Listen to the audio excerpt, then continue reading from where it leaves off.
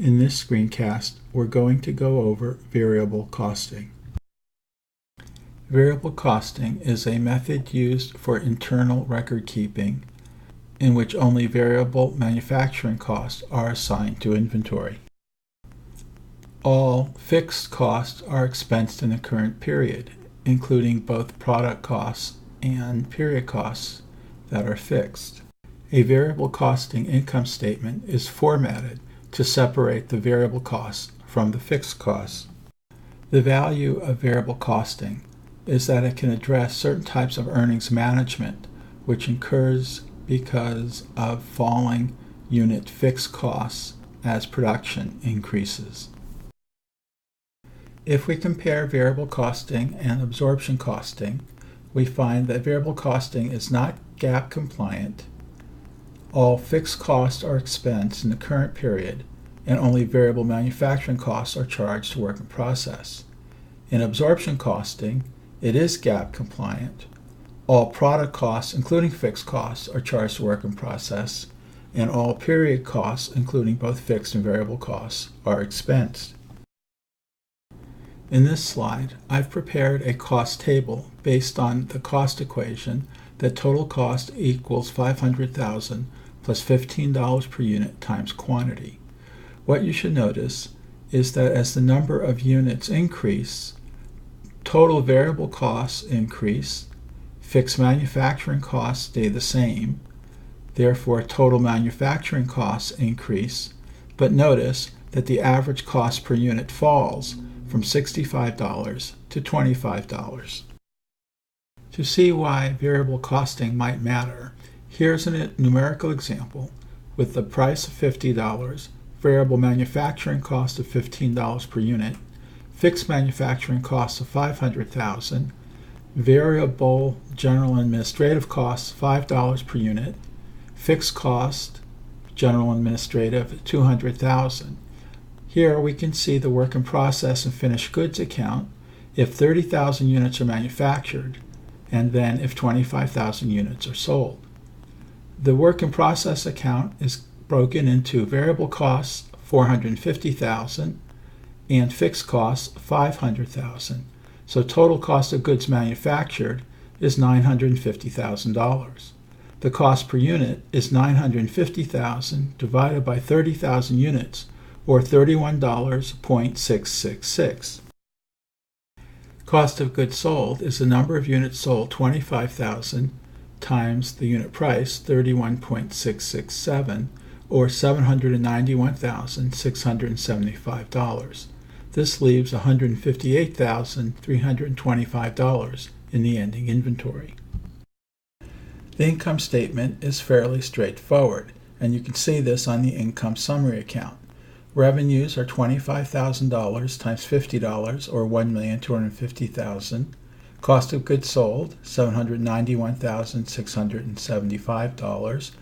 Variable G&A, 5 times $25,000, or $125,000. And fixed G&A, $200,000. And we end up with a net income of $133,325. Now let's consider what happens under absorption costing if 40,000 units are manufactured and 25,000 units are sold. Work in process now has 600,000 of variable costs, 40,000 times 15.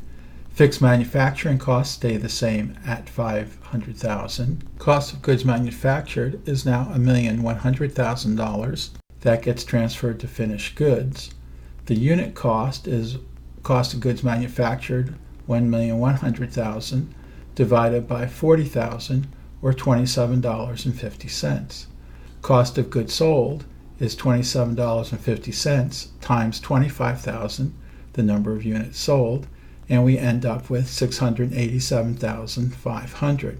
The income statement still has revenues of $1,250,000, cost of goods sold $687,500, variable G&A $125,000, fixed G&A $200,000, and the income has increased to $237,500. On this slide, we can compare the two outcomes. In the first case, 30,000 units were made and 25,000 units were sold, and the income was $133,325. In the second case, 40,000 units are manufactured, 25,000 units are sold, and the income increases to $237,500. Therefore, income went up, even though the only thing that changed was the number of units manufactured. This is a somewhat strange result. Of course, we can see that ending inventories also changed from $158,325 to $412,500. This is the result of an increase in the number of units in ending inventory from 5,000 units to 15,000 units. On this slide, we're going to look at the inventory accounts using variable costing. In variable costing, only the variable manufacturing costs are added to work in process. So we see $450,000 to work in process for the first case and nothing added to fixed cost. And in the second case, $600,000 added to work in process, and once again, nothing for fixed manufacturing costs. Finished goods then is $450,000 or $15 per unit in the case when 30,000 units are manufactured, and $600,000, once again $15 per unit in the case when 40,000 units are manufactured. Cost of goods sold is 15 times 25, or $375,000.